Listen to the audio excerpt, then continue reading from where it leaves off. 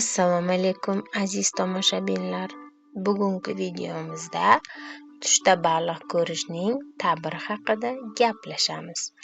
Tushda baliq ko'rish ko'pincha rizq, omad, baraka va yaxshi xabar belgisi hisoblanadi. Qadimiy tush ta'birlarida baliq boylik va baxt ramzi sifatida talqin qilinadi.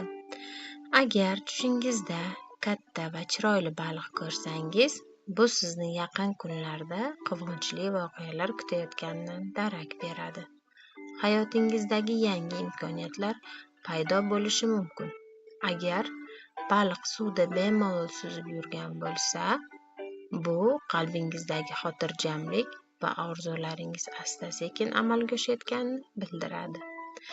Tushda ko'p baliq ko'rish esa mo'l-ko'l rizq va baraka alomatini hisoblanadi.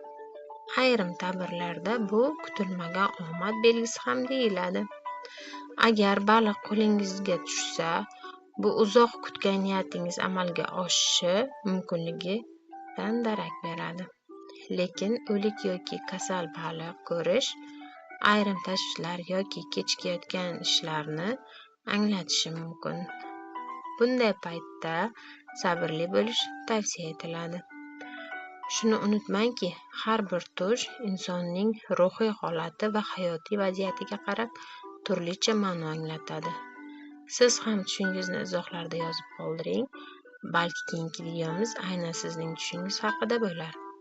Videoga like bosib, Tushlar ta'biri kanaliga obuna bo'lishni unutmang. Keyingi tushlar ta'birida ko'rishguncha salomat bo'ling.